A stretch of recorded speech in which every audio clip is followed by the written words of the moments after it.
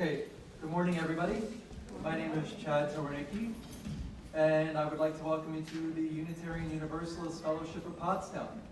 Welcome to all those who are joining us here in the sanctuary. Welcome to all those who are with us online through Zoom. Welcome to all of those who will be visiting us at some point in the future via YouTube. With all the choices we have for Sunday mornings, I'm so glad you chose to be with us. This morning we have music which will be played by Miss Cecilia. We would also like to thank Miss Justine Braun for taking the technology lead today.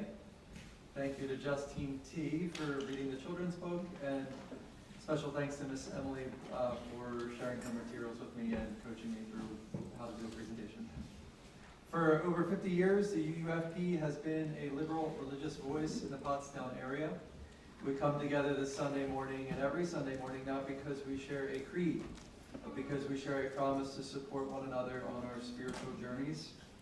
I hope to fulfill that promise this morning.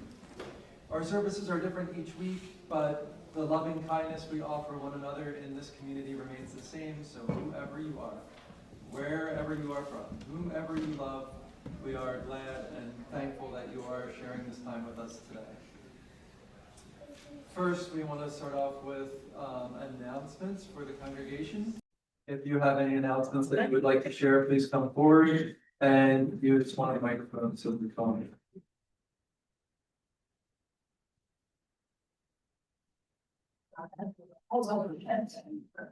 Hi, I'm Kay. I just want to let everyone know we're having our UU 101 and 102 classes today after the service.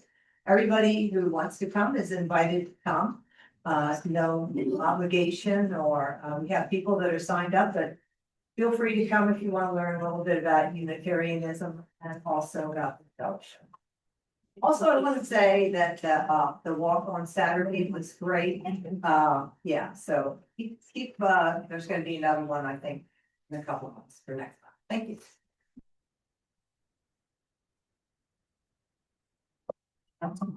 Good morning, everybody. Really nice to see so many new people. I'm Monica Buckley. I'm president of the board, and we're calling out for keys just as a security. I'm just going to read my blurb. The purpose of this policy is to ensure the safety, security, and responsible stewardship of UUFP building and its shared resources. Clear key management helps protect our community, our staff, and our facilities while supporting smooth operations and appropriate access. So if you have a key, please let me know. Most of you can keep your key. I just want to know who has them, and we're gonna just figure it out. So thank you. I have another announcement. This is a fun one. For those of you who are so inclined, there's a CUPS. CUPS is like a pagan organization through UU. And there's an event in Salem, Massachusetts this July on the 24th. It's all weekend. It's at their UU church, First UU of Salem. And Irene and I are planning on going, but it's $150 for early registration by May 1st. So if you want to go, let us know and we'll meet you there. So thanks. Good morning, everyone. I'm Irene. I'm the treasurer here as well as social justice chair, and I actually do have a treasurer and a social justice announcement this morning. So I'll start with the treasurer. In the past couple of months, after thorough discussion and consideration, we have decided to eliminate the bookkeeper position. So starting as of last Friday, the 20th of March, our bookkeeper Joy is no longer with us. This is again after we considered our processes and streamlined quite a bit of what we're doing. So going forward, you'll be managing things internally with a team of volunteers, whatever the flow is needed after the streamlined process. So as a social justice announcement, next Saturday, the 28th, we are having a really exciting No Kings March. I had just about 10 people register so far, and I'm so excited. If anyone else would like to register, please flag me down, email me. If you're not on my email list, please add your email because we're looking to do a whole lot more with social justice, a lot more action steps. The big thing with the march on Saturday the 28th, the location has been changed. It has been changed because we've been showing up in such large numbers. So Pottstown community has been showing up incredibly. The new location will be at South Hanover and College. It's right by the community college there, not too far. The reason why it's there again is because of parking and just ample space for all of us. I'll follow up with people on this over the last couple of days, over the next couple of days, but yes, please, please, please, let's show up loud and proud as the great congregation that we are. Thank you so much.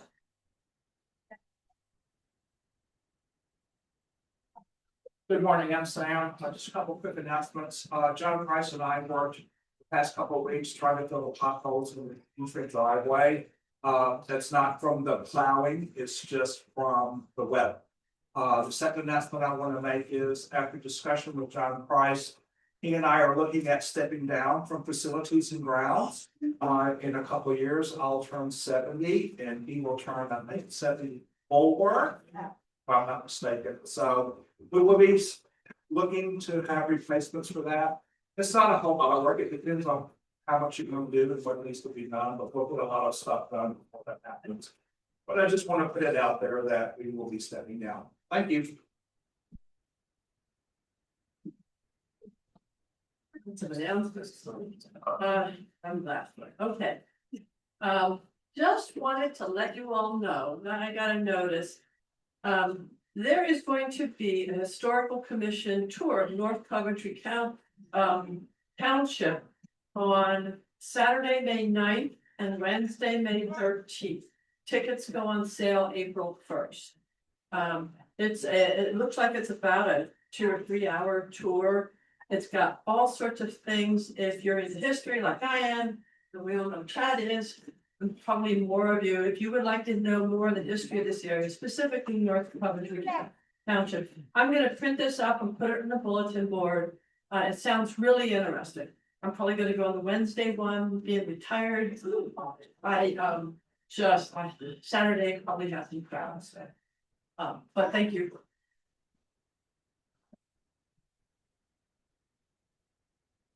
My family just celebrated like our 3-year anniversary of joining the fellowship, and Dr. John told us the first time I walked into the building that we're small but mighty, and I love the affirmation that every time we have announcements, when we have so much going on and so involved in the local community, so I really appreciate all those announcements.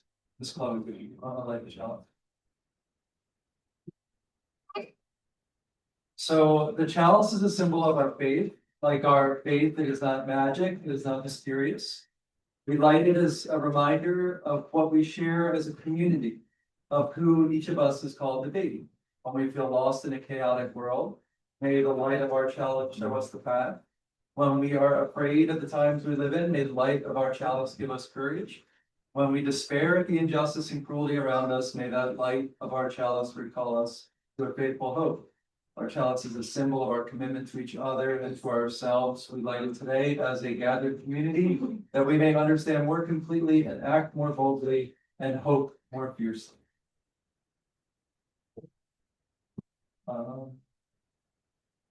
I'm going to do an opening reading, which is an excerpt from an essay that Ralph Waldo Emerson wrote. Today in the sermon, I'm going to talk a lot about kind of how his words impacted me, but I just thought this was a good one to set the tone. When the mind opens and reveals the laws which traverse the universe and makes things what they are, then shrinks the great world all at once into a mere illustration and fable of this mind. What am I? And what is? Asks the human spirit with curiosity newly kindled, but never to be quenched. Behold these outrunning laws, which our imperfect apprehension can see tend this way and that way, but not come full circle. Behold these infinite relations, so like and so unalike, many, but still one. I would study, I would know, I would admire forever. These works of thought have been the entertainments of the human spirit for all ages. A more secret, more sweet, and more overpowering beauty appears to a person when their heart and mind is open to the sentiment of virtue. Then he is instructed in what is above him. He learns that his being is without bound, that to the good, to the perfect, he is born, low as he now lies in evil and weakness. That which he venerates is still his own, though he has not yet realized it. He ought to. He knows the sense of the grand word, though his analysis fails entirely to render any account of it. When in innocence, or when by intellectual perception, he means to say, I love what is right. Truth is beautiful within and without, forevermore. Virtue, I am yours. Save me. Use me. You will I serve, day and night, in great and small, that I may not be just virtuous, but that I may be virtue itself.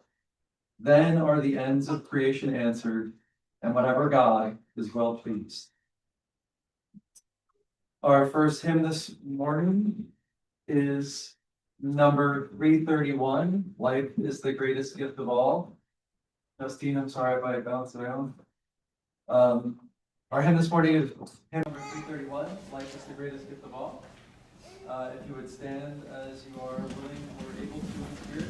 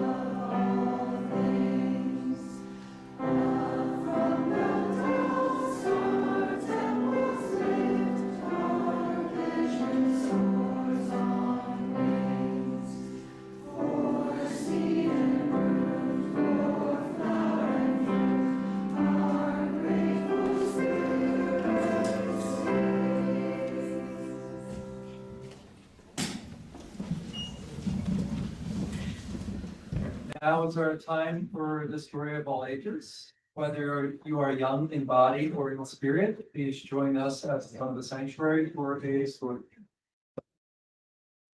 Today's story is called Zen Pig, the wonder that we are. Give purpose sirens. Do you remember this? Yeah, yeah. Thank you.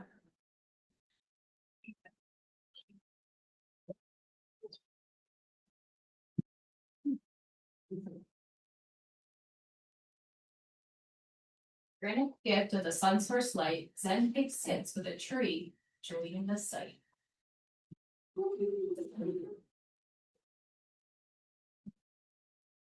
Answer by stop, amidst the morning stroll, too curious to ask, what Zen's Pig up to on that green grassy knoll?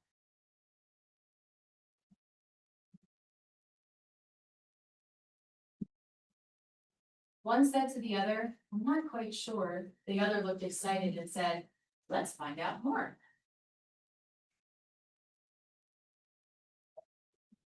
Excuse us, Zen Pig. Please tell us, what do you see? Because to us it appears to be just a regular oak tree. Ah, Zen Pig said, small smile on his face. The tree is just the beginning. There's much more to embrace.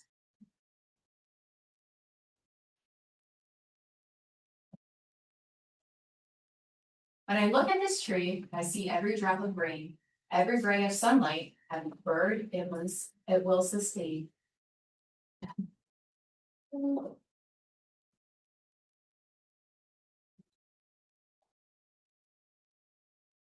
Within a glass of water, there lies a cloud in the sky. Within every piece of toast, a farmer on which it relies.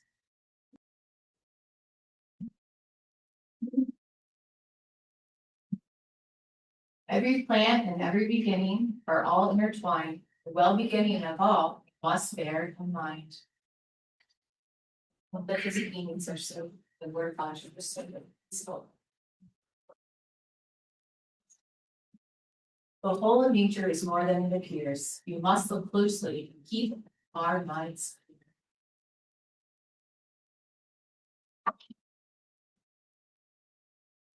Then we will see the wonder we are, our great connection, even stars. No matter what you see, take the time to look close. You'll be marveled and amazed by what it will show.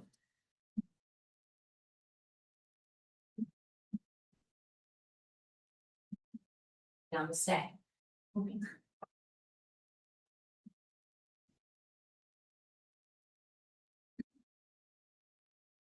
So now we sing hymn number 413, Go Now in Peace, to sing the children off to our class.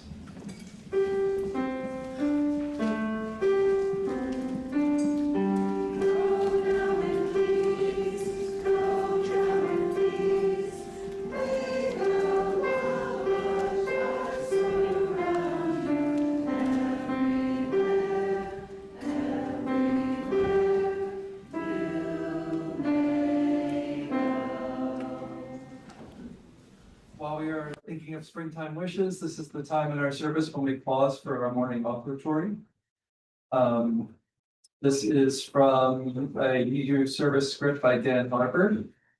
We are a free church with no ecclesiastical hierarchy, no governmental agency. There's no authority over us. We maintain our status as a free church by accepting no money from any outside sources. In addition to their annual pledges, our members and friends may choose to give an additional donation during our Sunday worship. That's a public witness that we are and shall remain a free church.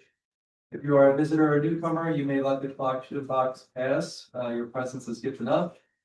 Thank you so much for the morning offering, given in spirit of generosity and received with gratitude and love.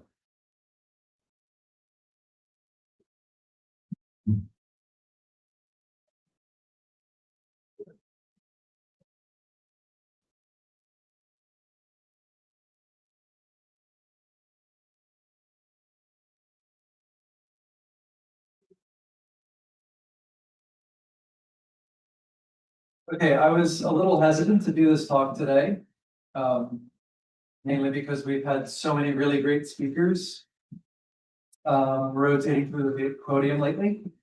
But the This I Believe series is like a little, you feel a little vulnerable up here. My strength is generally talking about the writing and thought processes of other people. I do spend a lot of time in my head. And the time I don't spend in my head, I'm usually just listening to a book or a podcast about a topic that was just rattling around in somebody else's head at some point in history, which caused them to organize their thoughts and write something of note. So why exactly am I doing this, I believe, presentation? I came to two main reasons, and I share them here in the hopes that you'll consider doing one yourself. The first is that I've been inspired specifically by Anne and Valerie, who showed the courage of their convictions and took the time to share their viewpoints with us in their own This I Believe sermons. And what a gift. I remember sitting in the sanctuary after both of those talks, feeling a lot of gratitude that they would trust me or trust us as a group with some of really their most personal thoughts. We think about so many things in the course of a day, in the course of a week, or course of a month. We are awash in thought from the moment we wake up until the moment we go to sleep. So to find that center stepping stone in that cascading river of thought is something that's really important, really special. And then to share it with an audience is a really unique kind of vulnerability. And they really inspired me. So I hope it inspires you too, because I feel like this series of talks really brings us closer together as a group. I'll share more about Henry Thoreau in a minute, but I'm reminded of a famous line that he wrote where he said, quote, the greatest compliment that was ever paid to me was when someone asked me what I thought and actually attended to my answer. So I just want to start by saying thanks for listening. The second reason for the sermon is that with all those thoughts crossing our minds every waking moment, we don't often get forced to stop and analyze what we actually think, like what are our true beliefs. I'm going to try and stay away from politics today, but I have to imagine that some of the people I encounter in my life, people with really strong opinions about a specific handful of topics, find themselves passionately defending something that they haven't actually thought about beyond the first couple of headlines that came across their algorithm. All of our feeds are tailored not necessarily to what is best for us, but to what we will pause or potentially click on. And when we get trapped doom scrolling, we're mired down in doing what we've all known since childhood we should not do, which is judging books by their covers. But we do it at extremes, like our algorithm tells us this is the most beautiful, best cover we've ever seen. And then the next post is the worst book cover we've ever seen. So in the end, I found it really interesting. It was an interesting experience as someone who gets lost in thinking and writing, to have to sit down and think and write about this specific topic. So the next question that I had to face was, so what is it that I actually believe? The opening reading was from Ralph Waldo Emerson. It was part of his address to Harvard's Divinity School. It was one of many times that Emerson asked the same question and answered it for himself and presented his thoughts and made an impact. So I found it inspirational. Emerson is an early American literary and philosophy figure in the United States. I think my dad and my oldest sister saw early on that I have a habit of wandering away, both physically and mentally. Because before I even knew who the Transcendentalist writers were, their books were like all over my childhood bedroom growing up.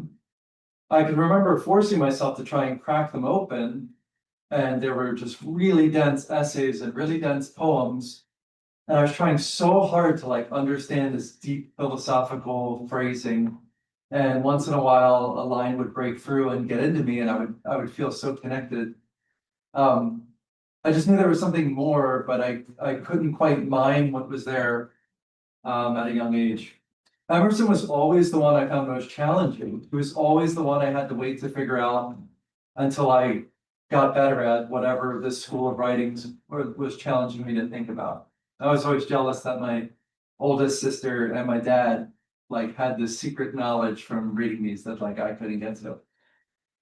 What's most interesting in this sanctuary is that Emerson came from a long line of Puritan Congregationalist ministers. His father was Reverend William Emerson, who died in 1811 and was regarded as a liberal extremist in his time.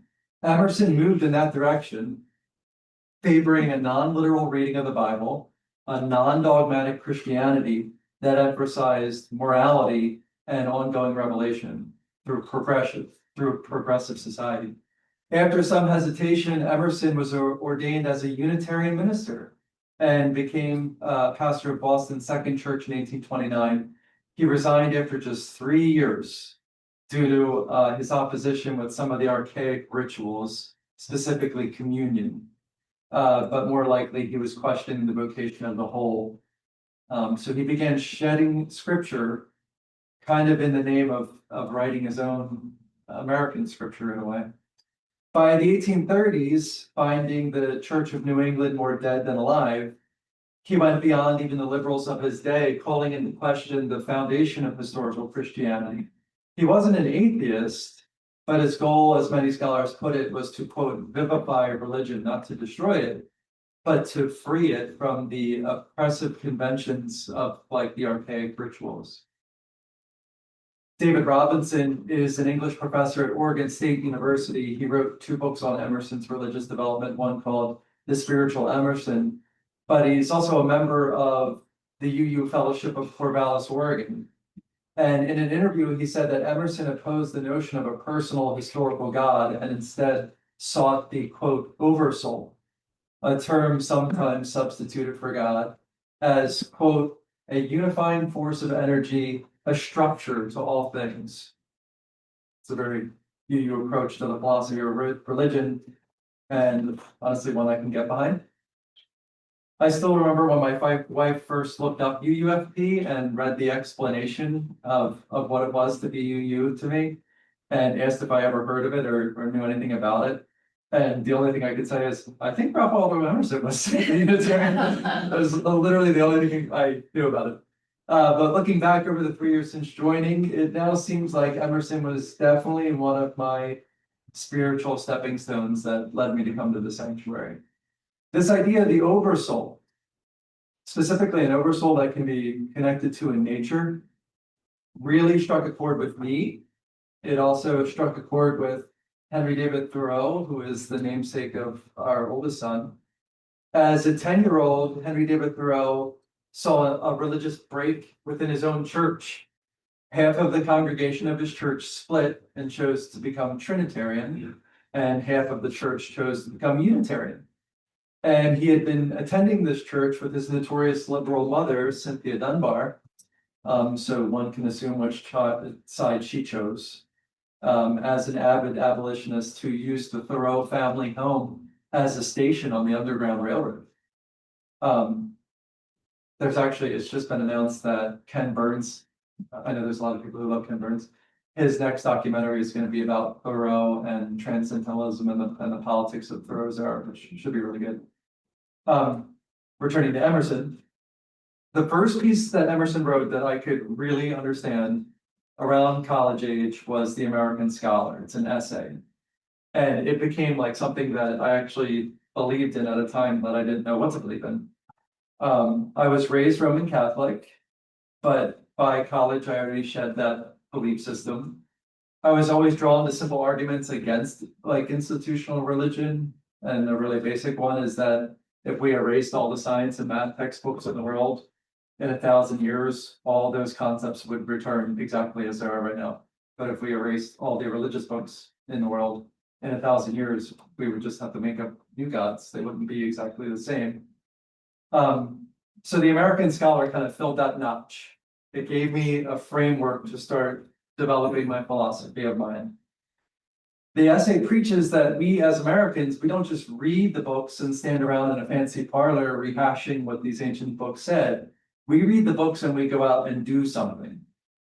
2020 Vision of History shows us many of the things we did and conquered and created may have been more bad than good, but there is something to the indomitable spirit and tenacity of the American character that makes us willing to take on the greatest ills of our time, whether they be slavery, because the early Transcendentalists were abolitionists, whether they be world wars, civil rights, or the color orange.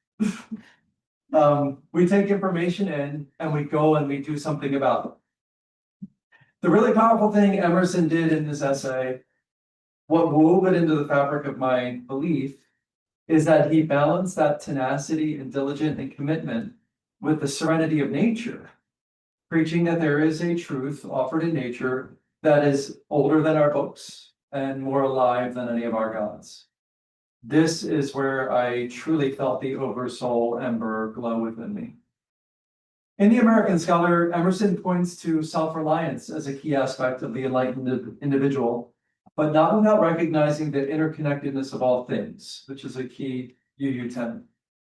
We can be a strong individual that can build or defend or defy, but in order to build what's best, or to defend what's true, or to defy in honor of what's best and true, we need to tap into the oversoul of each other. We need to connect with our community or connect with nature herself. The American Scholar is a really powerful piece. It became a transformative essay and the basis of many other works of moral philosophy. But it's important to note that the first reading of The American Scholar was at a keynote address for Harvard's graduating class of 1837, and sitting in that second row, drinking from that fire hose of inspiration, was Henry David Thoreau, with his oversoul presumably aglow. Thoreau took root in Emerson's early ideas and blossomed forth with more refined concepts of the same genetics. He notably refused to pay taxes to his government, one that supported slavery, and was promptly thrown in jail. He tapped into the latent self-reliance of the American spirit and took on the government himself. In that jail cell, he wrote one of his most famous essays entitled Civil Disobedience, which struck an interconnected chord with others in his abolitionist era, as well as with future generations of nonviolent resistant movements of Mahatma Gandhi and Martin Luther King. So they had their own versions of silent sit-ins and their own No Kings rallies alike. Growing up, my family always fed me the Transcendentalist works, telling me like these are our people, mainly because we love nature and we were just really familiar with philosophy. And it's true, the way these writers outlined the appreciation of nature's inherent chaos and simultaneous organized beauty inspired other writers like Muir, other thinkers like Roosevelt, and political figures like Gandhi and MLK. So in my early and continued exposure to these pieces, I was challenged to evaluate what it is I actually stand for. Thoreau writes, and this really like clicks with me, it's not enough to be good. You must be good for something. Emerson writes, what lies before us and what lies behind us are tiny matters compared to what lies within us. Their protege, Herman Melville, wrote Moby Dick, and that became my American Scholar Book of Gospel. And I could go on for like literally a semester worth of classes about Moby Dick, but in spending many years and decades reading all of these works, this Platonic analysis of existence that unfolds in Transcendentalism is, in the end, it's just thoughts. They're just series of thoughts that people pass from one to another.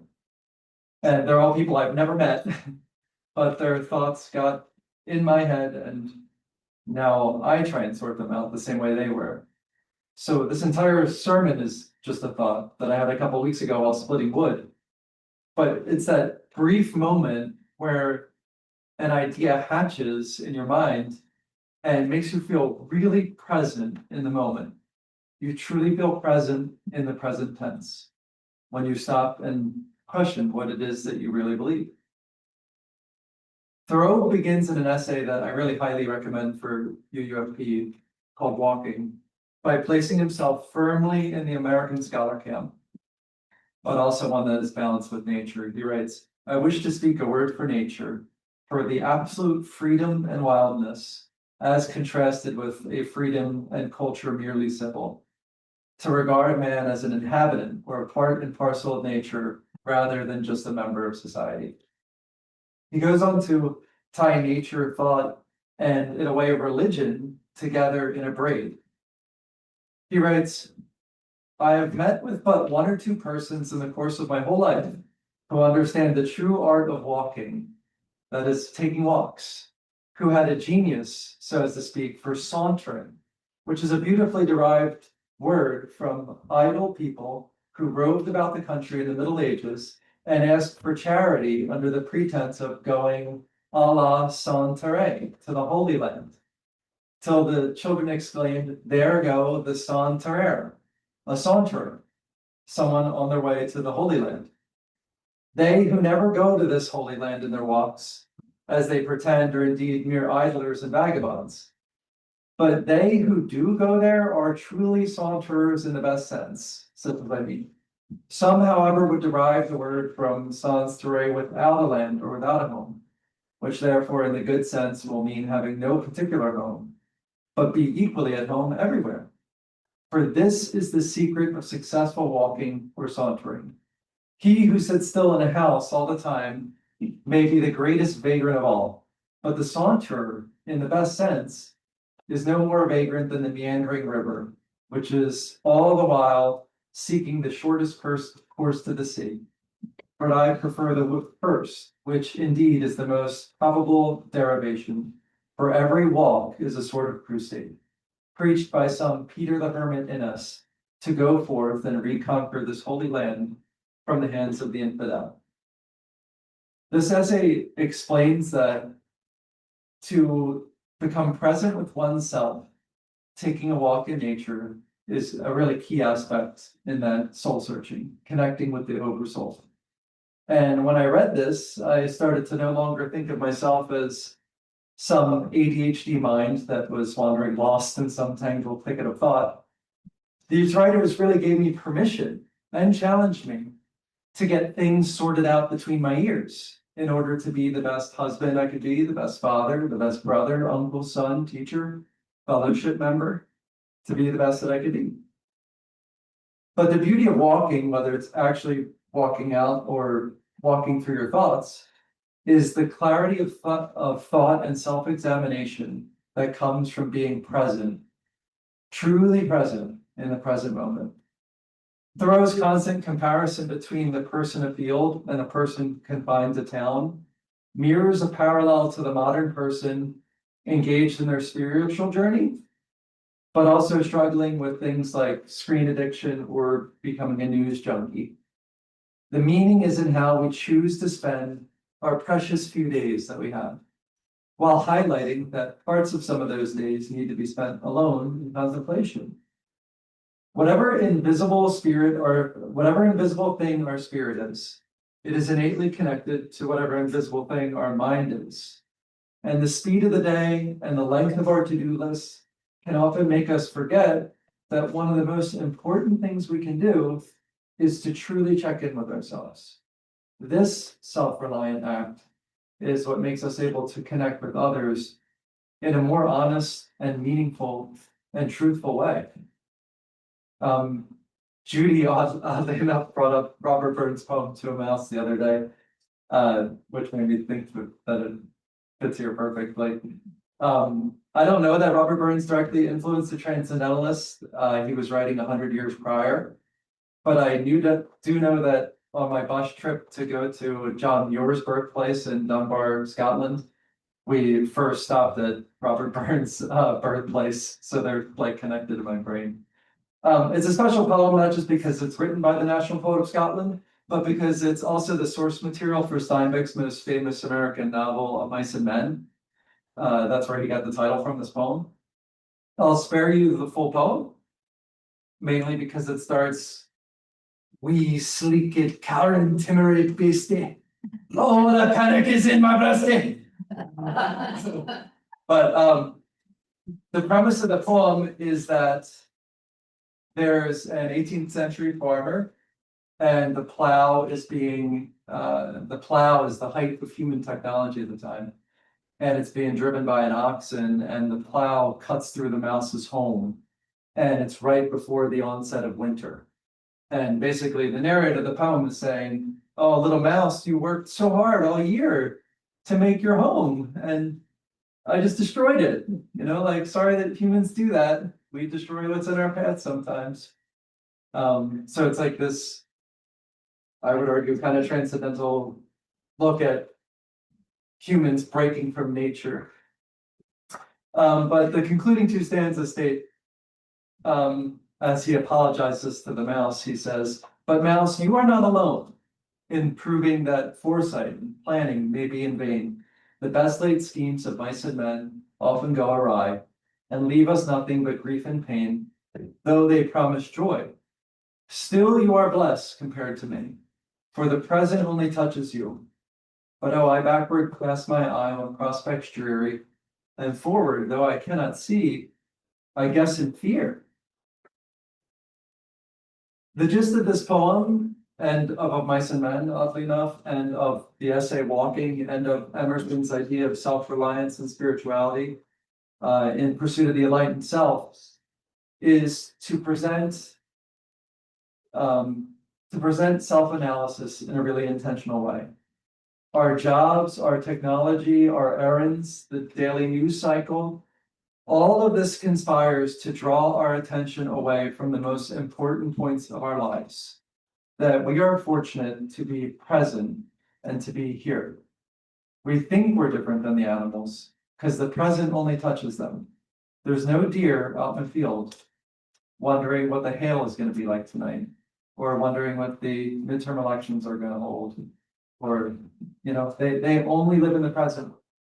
And we look down at them sometimes for that, without realizing that that's our true nature too, is to be present. So all of this conspires to draw our attention away from that. And the horror is that it succeeds.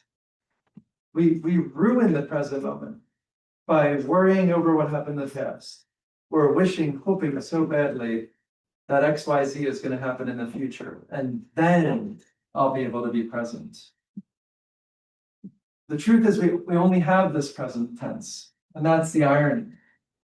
Everything that happened in the past, whether it's the politics of 100 years ago, or whether it's the politics of a week ago, it's just a series of thoughts. We try to organize them, we try to understand them, we sometimes communicate them to others, but they are thoughts. The future is also nothing more than a thought. It's something we wait for, but the future never arrives. It's always the present moment. So how do we find a way to live intentionally from moment to moment and avoid the temptation to look backwards or forwards? I stand here as a failure in the same sense. I have not perfected this by any means. I'm as guilty as anyone of wasting a day mulling over something that happened in the past or bracing myself for what I think is coming in the future. But whether or not there's an ancient bearded man peering out from behind a cloud right now or not, the only thing I can know for sure is that I am here right now. I can do good for a few short years. And if I string together enough present moments, I can make a positive impact on the present moments of others who I'm lucky enough to cross paths with. So as through a road, I do know that it's not enough to be good. I really do want to be good for something. So I hope being held captive here, listening to this was worth your time. I hope I didn't waste your present moment this morning. I thank you for the value you've added to my experience, because I believe that is what we're really doing for one another here, whether we realize it or not. We come here and we shape each other's present moments. We come up with activities to do where we can find positive moments in our community or in ourselves as we pursue a more enlightened version of our personalities. If there's anything worth taking away from all this, it's not that we need to abandon our responsibilities and retreat permanently into the woods, the real woods or the woods of our thought, but that we have to learn how to walk. We can truly become saunterers through our own lives. We can move with intention. We can take time to take notice, take time to reflect. We can step even briefly out of the noise and into something that's a more quiet, more honest space. Maybe our Holy Land is not some distant place we arrive at, but something we enter time and time again, whenever we choose to be fully present, whenever we take a moment to look around, to listen, to think clearly, or even just sit in stillness. In those moments, we are not those lost wanderers. We are exactly where we're meant to be, with no idea where we're actually heading. And so whether it's an actual walk down a trail, like our walking group did yesterday, whether it's a quiet drive, whether it's a conversation that you have at our coffee hour, which I always want to ironically call a happy hour, or just a pause in the middle of a busy workday where you take time for yourself. I think the challenge is simple, but it's not easy to be there for those present moments. Because in the end, this moment, this one that we're sharing right now, is all we truly have. And this moment, and the next, that's all we get. And if we can learn to walk through those well, then maybe that is enough, and we will be doing good. At least that's the thought that I had, that I thought was worth sharing. Thank you so much for considering. Please rise in body or spirit as you are able, and join us in singing hymn number 360. Here we have.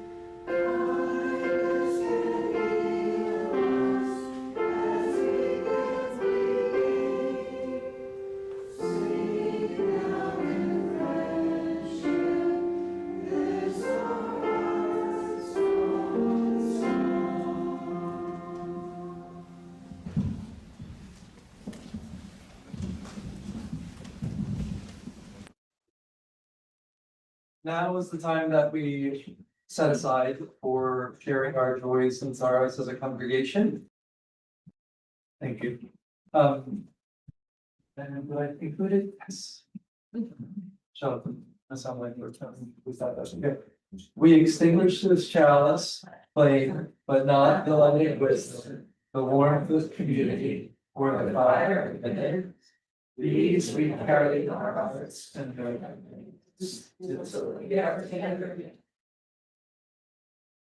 Thank you. I just have closing words here. The more I read about the history of UU and in the United States, the more I find myself orbiting the same group of intellectuals that I've been drawn to like for most of my life.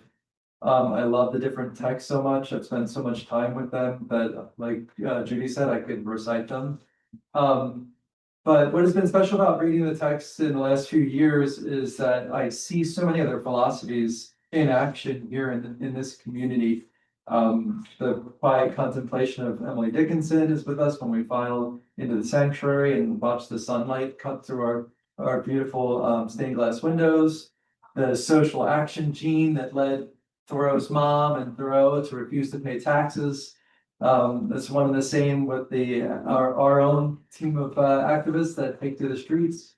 The free and open search for knowledge that drives Emerson from the church and to his writing is the same itch that draws us into this church. As they help carve out the American identity for the international audience, there was emphasis put on action. There's a quote, "Free scholars should be free and brave. Brave, for fear is a thing which a scholar by his very function puts behind him. Fear always springs from ignorance. The world is his who can see through this pretension." And here at UUFP, where we're joined by deed and not by creed, I definitely see these types of philosophy in action as we try and make a heaven of this earth, one brave act at a time. So I really do appreciate this community to keep the love fest going. I don't believe we have a postlude today. Is Cecilia in a postlude? You would, oh, okay, perfect. And so we'll do a little postlude. Thank you to Miss Cecilia for doing it on the spot. And then please join us for coffee and conversation afterwards.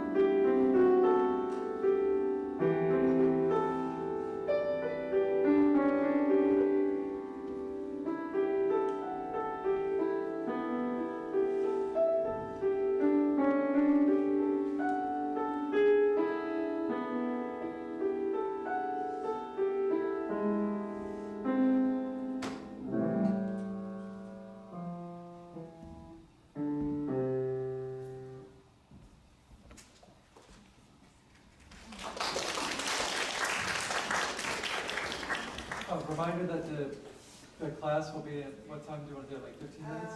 Yeah, so Yeah, if you're interested in the class, grab a snack, come back in about 15 minutes and we'll get ready.